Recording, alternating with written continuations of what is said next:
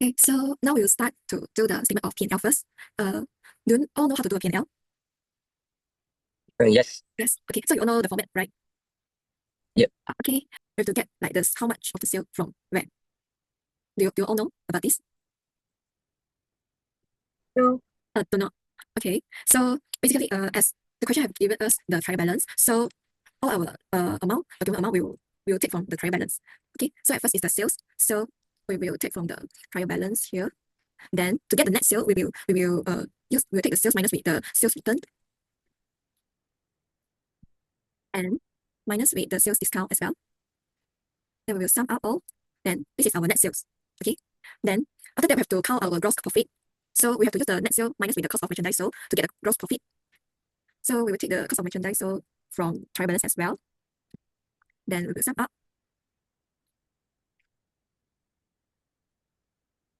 So this is the gross profit. And then now to separate, what's the element for selling expenses and administrative expenses? You know about that? No. Can you explain? Oh, sure. Okay. So the selling expenses is more to like the daily like operation, the expenses that we have to pay to let our company like gain the sales. Yeah, for example, it's the advertising expense and the depreciation expense as we have to deliver the stock to customer. So it's under the selling expenses and also sales salary, sales supplies, utility. Okay. So for administrative expenses, it's based on office expenses like this office equipment for the depreciation and office salary, office supply, insurance, and rental expense. Okay, clear? Clear. Okay, so I will proceed. For the advertising expense, we also will take from the trial balance.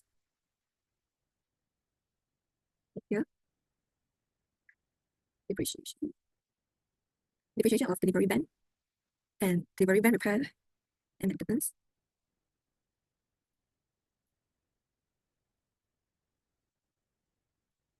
Sales salary expense. Sales supply expense. Utility expense. And we have to sum up our total of the selling expenses. So this will be our total selling expense amount. And we proceed to the depreciation expense of office equipment. Then office salary expense, office supply expense, insurance expense, rental expense, and the total of the administrative expenses will be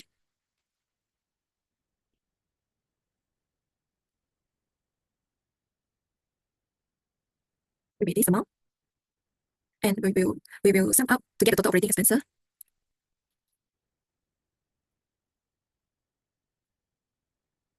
Okay. Then we have to use the gross profit minus with the total operating expenses. So this will be the income from operation, and we will minus with others income expenses, which is interest expense.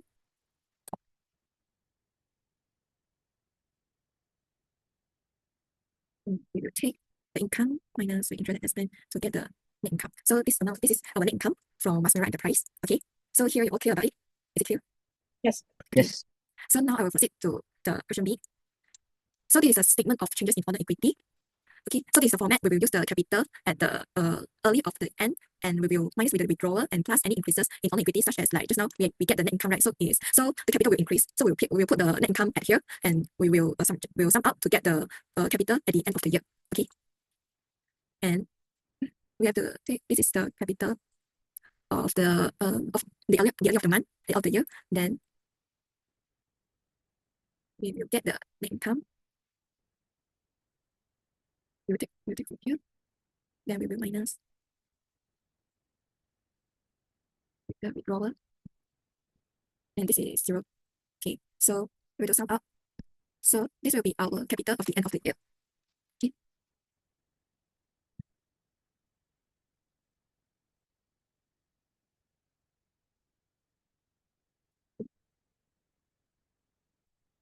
And last, for the statement of financial position, this is the format. And at first we will record the asset first, then only liability, then only other equity. So for asset, they have two parts, which is current asset and property, plant, and equipment, which is the long term of asset. And liability also have separate to two parts, which is like current liability and long term liability, and then it's on equity. So at first, we also take all the details from the trial balance. So first is the cash Okay, account receivable, then merchandise inventory, office supply, sales supply, and last is the property insurance. This all is under current asset.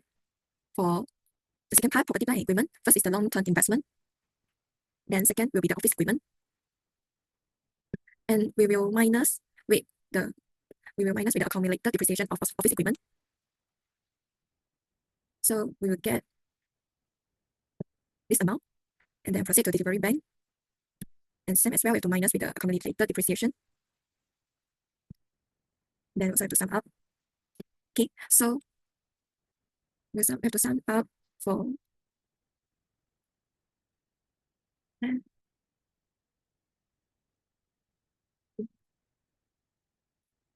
this will be the amount of property, plant, and equipment. Okay, this will we also have to sum up to get the total current asset amount. Then we have to sum up all the asset to get the total asset. This will be the total asset amount. So far here, okay? Okay. Okay. All right. So we proceed to the liability parts. First, we'll start with the current liability first. Okay. Account payable, salary payable, interest payable, unearned revenue. Then we will sum up.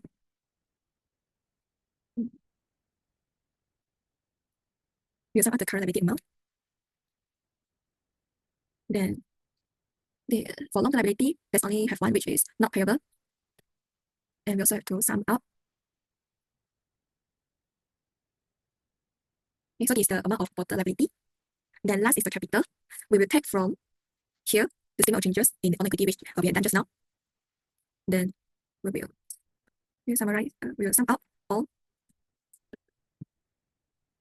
So this will be a total liability and own equity. So for the financial position, we must make sure the total asset is tally with the total liability and own equity, as we have learned the formula about the total asset equals to liability plus own equity, right?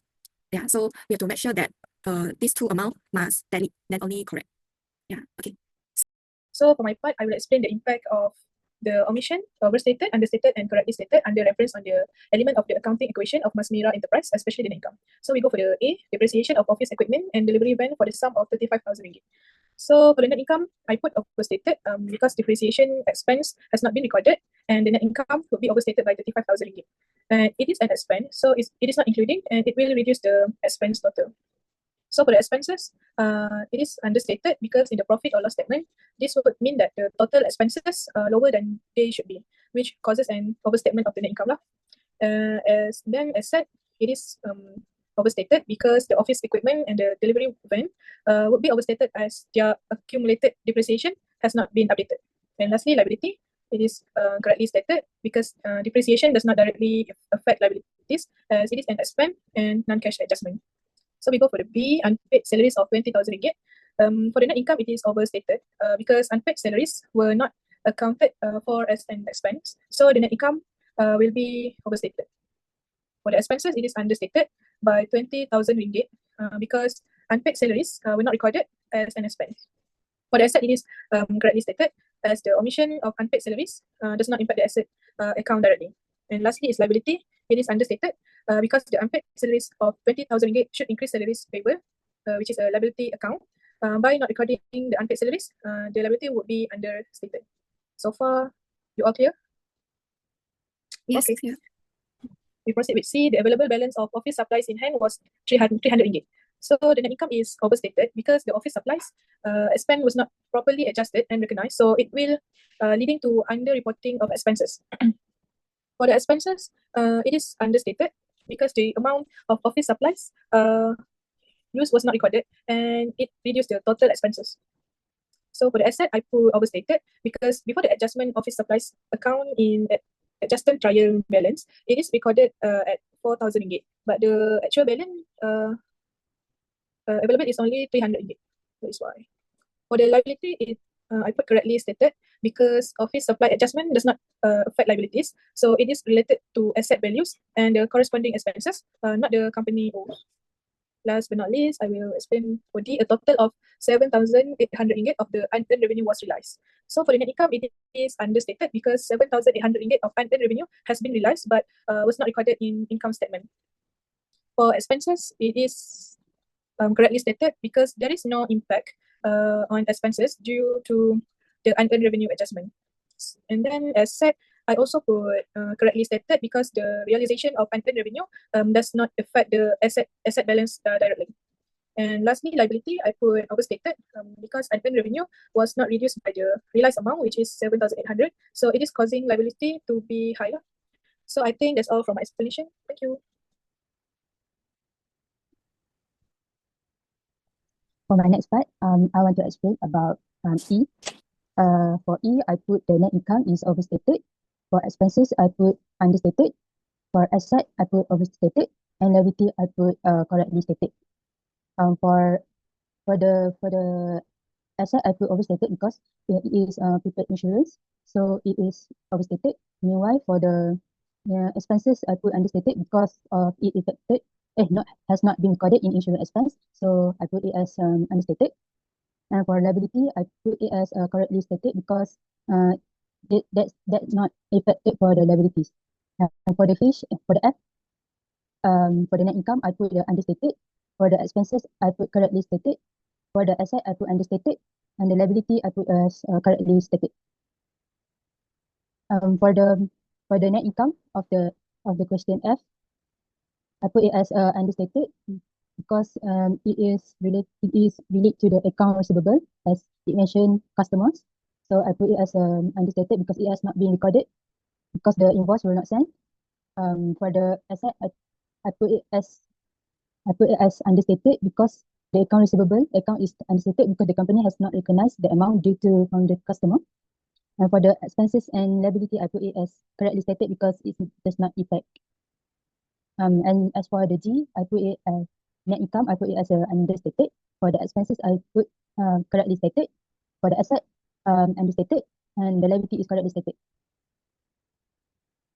I put the net income as understated because the revenue was not has been recorded, so I put it as understated. And for the asset, account receivable so it's not so it's understated. Meanwhile, for the expenses and liability is correctly stated because it does not affect anything. And as for the H, last but not least, I put net income overstated, and expenses is understated, asset correctly stated, and liability understated. I put expenses as understated because the supplier invoice relate to costs that will not be recorded, so I put it as understated. And for the liability, supplier that were not recorded when the invoice were misplaced, so I put it as understated. And for the net income, overstated because expenses were understated. Net income is overstated as total deduction for revenue are not complete. So that's all for me. Thank you.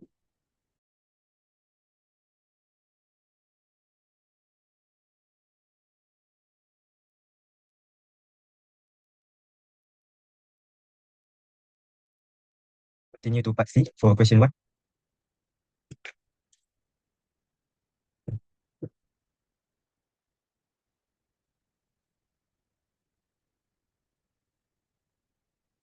Boleh proceed. So the question asks to advise Tantari on following, which is the appropriate credit term to improve sales, credit management, and account receivable. So first, an appropriate credit term to increase sales. The appropriate credit term is to provide a 30 to 60-day payment plan to convince client to make larger purchase while keeping the payment duration reasonable. Shorter term can implement early payment discount to encourage faster payment to improve the cash flow of Mas Merah Enterprise. Okay, so 30 to 60-day payment plan or payment period is a flexible and reasonable payment period for customers or client to make the payment, which it was not too short so that they are not in hurry to pay, and they are not too long that we as the provider have to suffer from the late payment. For the credit management, it is good to establish a clear credit policy that include criteria for credit worthiness, such as using credit score, trade reference, and financial statement. So, the credit policy that can be used for Mas Merah Enterprise is credit score. For example, a regular customer will given a credit score for how much time or how long they takes to pay off the debt of their purchase. And for the account receivable collection, to increase account receivable collection, we put a discount in a shorter terms. For example, a 10% discount on the first 15 days. So for customers who pay their payment before 10 day, before the third day, they will get a 10% discount. This will encourage the customer to make early payment. So when we get early payment, this also help the company to reduce the average time of collection period, which will improve our liquidity and improve our account receivable. That's all.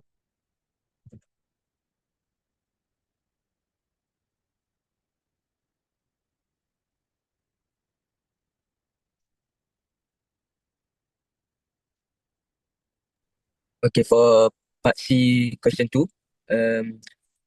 first we improving sales or revenue. Shipping for discount can attract more customers, especially in competitive market. While it might initially reduce margin, then increase the sale volume for the shipping costs. Second is credit management, FOB destination wisdom. When shipping under FOB destination, the seller can set clear credit terms, ensuring that the payment period start upon the buyer receipt of goods. This approach provides better control over when the payment clock starts, aligning cash flow with the actual delivery date. So third is improving account receivable collection, cash on delivery or prepaid shipping. COD terms require payment upon delivery, reducing the risk of unpaid invoice and improving cash flow. Prepaid shipping, where the buyer pays before goods are shipped, ensure immediate payment and eliminate account receivable risk. So the last one is improving inventory management, just-in-time shipping agreement, partnering with suppliers and logistic companies to establish just-in-time shipping arrangement to ensure that inventory is replenished as needed. So reducing holding costs and minimize excess inventory. So that's all from me.